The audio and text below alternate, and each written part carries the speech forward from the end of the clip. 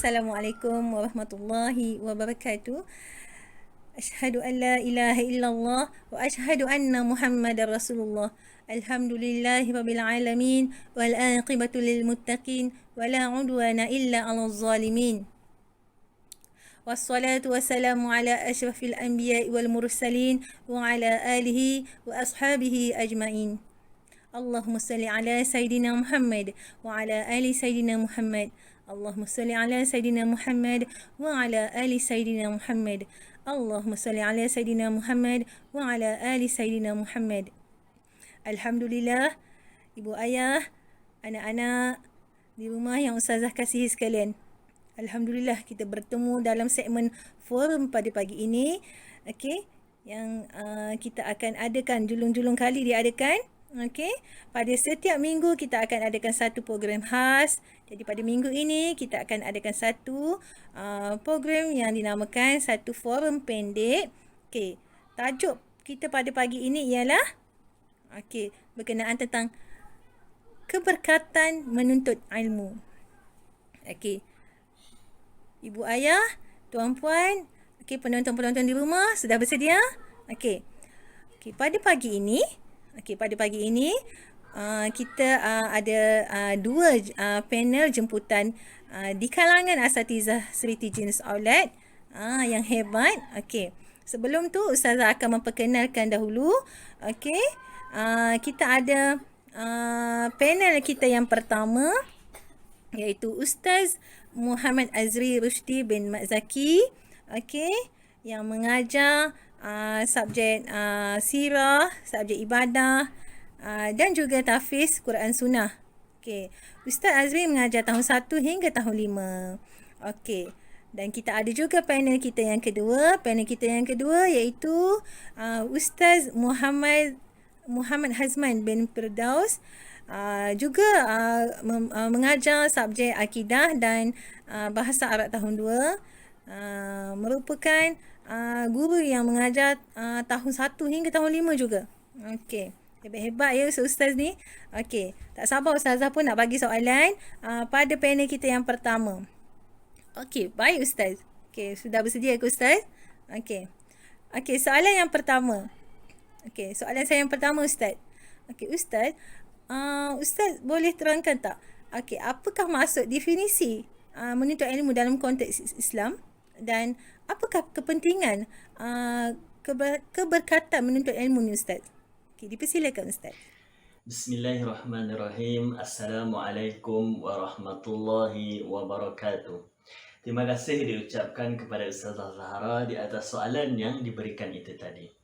Yang dimaksudkan dengan pengertian menuntut ilmu itu adalah satu tingkah laku seseorang ataupun usaha untuk memperbaiki tingkah laku dan juga perilakunya ke arah kebaikan. Atau kata mudahnya, menuntut ilmu adalah belajar. Kerana hakikat bagi ilmu tersebut adalah menuju kepada kebenaran dan juga meninggalkan segenap kejahilan yang dahulu. Itu adalah yang dimaksudkan dengan menuntut ilmu. Jadi Ustaz nak bawa sidang penonton hadirin warga Seri Tiga sekalian kepada kepentingan keperluan untuk kita menuntut ilmu. Maka Ustaz senaraikan 4 kepentingan untuk menuntut ilmu. Yang pertama adalah ilmu sebagai asas kepada amal. Setiap amalan yang kita lakukan perlu kepada ilmu.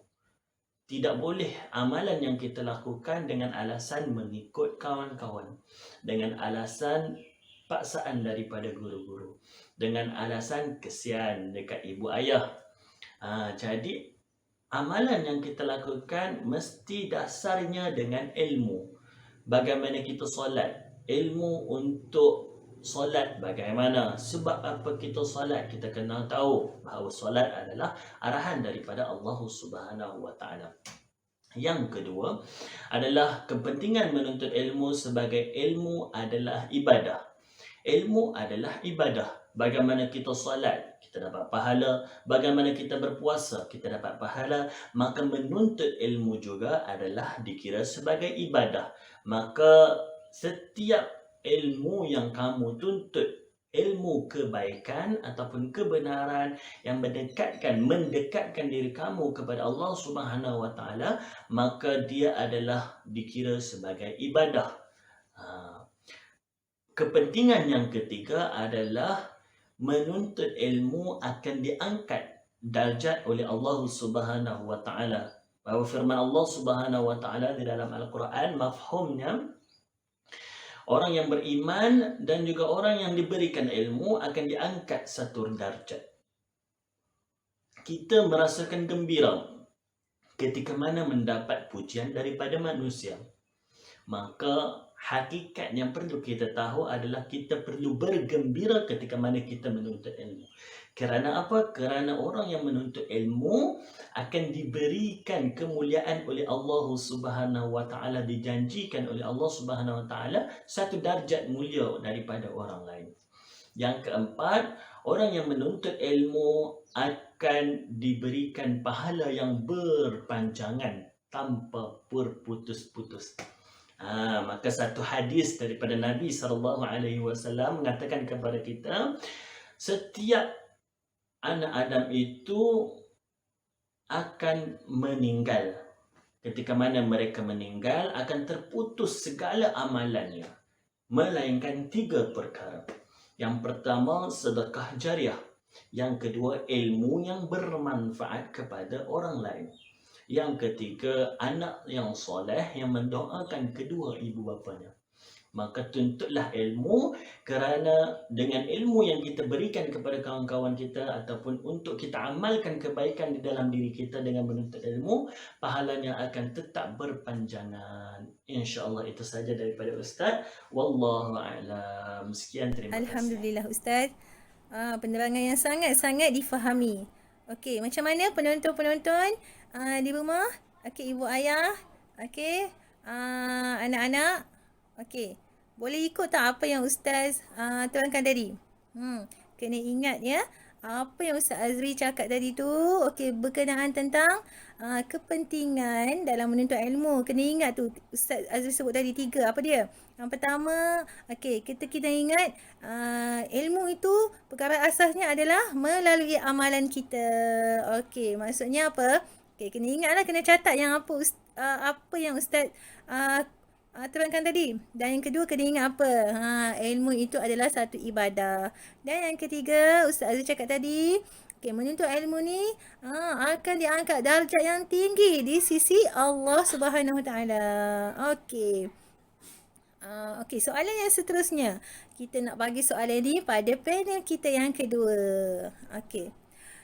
Okey, panel yang kedua, Ustaz Muhammad Hazman. Okey, dah bersedia ke Ustaz? Okey, soalan saya Ustaz. Okey, soalan saya Ustaz yang kedua. Okey, Ustaz, apakah yang akan terjadi, okey, jika manusia ni, okey, kita tidak mahu berusaha langsung Ustaz untuk menuntut ilmu? Macam mana kita nak dapat keberkatan tu Ustaz, kalau kita sendiri pun tak nak berusaha untuk menuntut ilmu? Okey Ustaz, dipersilakan. Assalamualaikum warahmatullahi wabarakatuh. Terima kasih kepada Ustazah Zahra atas soalan yang diberikan. Jadi, apakah kesan sekiranya kita tidak mahu menuntut ilmu dan tidak mahu berusaha untuk menuntut ilmu? Okey, jadi kesan dia yang pertama, kita akan menghadapi kesusahan dalam menyara kehidupan. Jadi contoh dia, kita akan menjadi sukar untuk mendapatkan peluang pekerjaan. Jadi peluang yang diimpikan, contoh dia seperti peluang pekerjaan yang diimpikan ialah doktor ataupun saintis ataupun engineer, pilot dan guru sebagainya. Jadi setiap bidang pekerjaan itu memerlukan ilmu yang tertentu. Jadi sekiranya kita tidak mahu berusaha dan tidak mahu menuntut ilmu, maka impian itu tidak akan tercapai. Dan kehidupan kita akan menjadi sukar kerana ketiadaan pekerjaan yang sesuai dengan tahap intelektual yang kita miliki. Yang kedua, tidak mendapat tempat dalam kalangan masyarakat.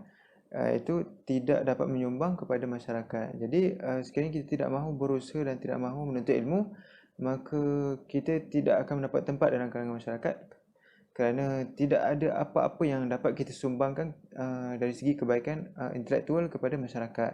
Kerana masyarakat akan sentiasa dahagakan ilmu dan akan mencari siapa sahaja yang rajin dan mahu menuntut ilmu, kerana setiap masalah akan dapat diselesaikan oleh orang-orang yang sedemikian.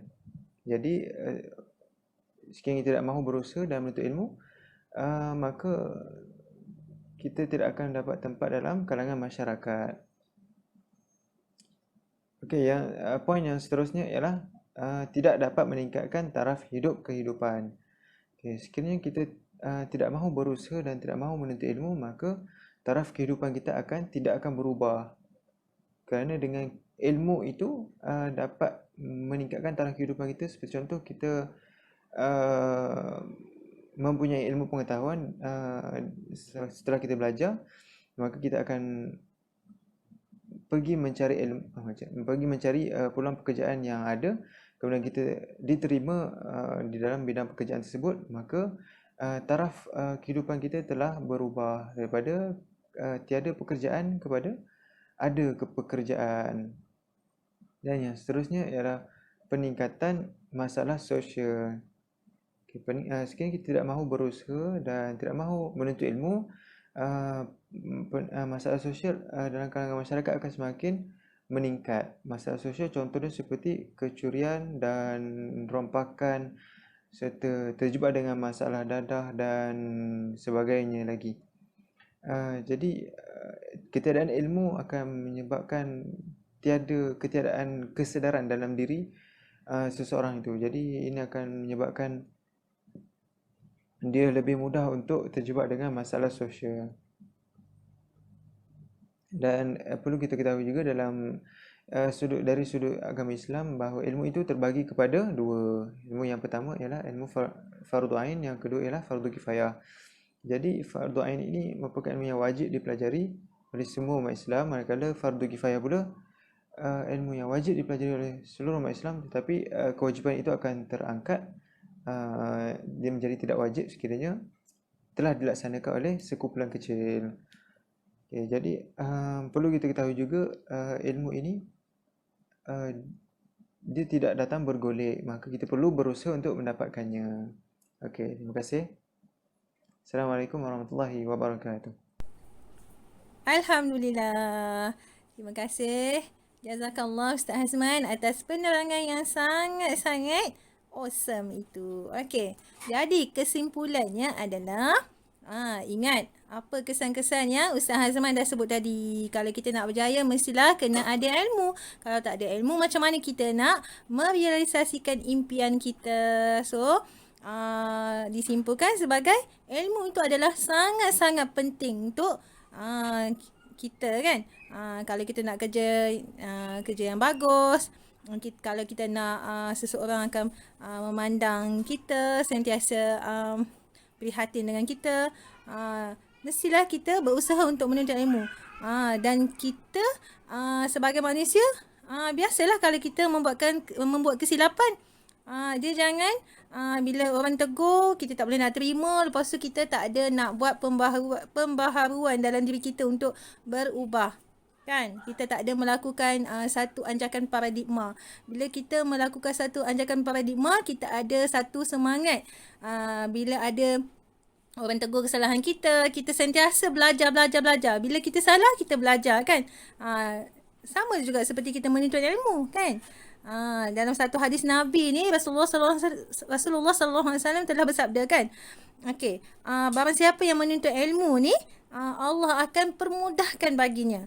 Allah akan permudahkan jalan baginya untuk segala bentuk apa pun Allah akan mudahkan. Tambah-tambah kita nak menuju ke syurga. Lagilah Allah akan mudahkan bagi yang menuntut ilmu. Jadi macam kita sebagai seorang murid, tak kiralah murid ke ibu bapa, siapa-siapa saja yang bekerja, kita sentiasa menuntut ilmu. Kita belajar, kita bekerja, tak kiralah dekat mana-mana. Dia seorang pekedai, dia seorang peniaga, dia seorang penuntut ilmu kan, murid kan, yang sedang belajar kan. itu juga adalah sebagai dikira sebagai seorang yang penuntut ilmu. Sebab ilmu Allah ni luas kan. Sedangkan malaikat juga membentangkan sayapnya untuk untuk memberikan apa? Untuk memberikan apa? Mestilah malaikat juga memberikan satu apa? Keberkatan, iaitu ataupun mendoakan orang yang menuntut ilmu ni kan. Penghuni langit dan bumi, ikan dekat lautan juga mendoakan kita yang menuntut ilmu ni. Juga memberikan keampunan kepada kita. Lagilah mudah kan orang yang menuntut ilmu ni, mudah untuk dia. Banyak yang akan mendoakan untuk kita. Jadi makanya orang yang menuntut ilmu ni adalah sangat penting. Kerana apa? Ilmu itu dia seperti cahaya. Cahaya yang menerangi hidup kita. Kan? Ustazah suka juga nak sebut. Okay? Ustaz Azman, Ustaz Azri ya. Seperti pepatah Arab mengatakan apa ya Ustaz? Yang Ustazah ingat masa Ustazah belajar dulu kan. Pepatah Arab mengatakan, saya suka pepatah Arab ni mengatakan apa? Al-ilmu yu'ta wala yu'ti. Maaf. Al-ilmu yu'ta wala ya'ti. Maksudnya apa? Ilmu tu kita nak cari, dia datang kat kita, kita yang kena menuntut dia. Kita yang kena tuntut ilmu tu. Bukannya ilmu tu datang kat kita. Maksudnya apa? Ilmu itu didatangi. Bukannya ilmu itu mendatangi kita. Faham maksudnya sedap pepatah Arab ni. Dia al-ilmu yu'ta wala ya'ti. Okey. Okey, sekian sahaja. Okey, untuk forum kita. Jadi saya nak ucapkan terima kasih yang tidak terhingga kepada panel yang pertama kita, iaitu Ustaz Azri, mengupaskan tentang definisi dan kepentingan iaitu keberkatan dalam menuntut ilmu, dan panel kita yang kedua Ustaz Azman juga telah menerangkan kesan-kesan ataupun macam mana Ustaz Azman dah kupaskan tadi, kalau orang yang tidak menuntut ilmu, apa kesan-kesan yang akan terjadi kepada kita. Jadi saya menyeru kepada penonton di luar sana, murid supaya mengaplikasikan apa saja bentuk ilmu yang kita tambah-tambah sekarang ni kita belajar PDPR kan. Kita berdepan dengan cabaran bila duduk kat rumah, macam mana tengok kita malas ke tak malas kan. Kalau kita malas, kita rugilah nak dapatkan ilmu tu. Jadi kita kena rajin, kita kena berusaha untuk mendapatkan sebarang bentuk ilmu apa pun kan. Jadi akhir kalam, kita berakhir di sini untuk forum kita pada hari ini. Ma asabaka min hasanatin faminallah wa ma asabaka min sayyi'atin famin nafsik, kullun min indillah. Syukran lakum. Assalamualaikum warahmatullahi wabarakatuh.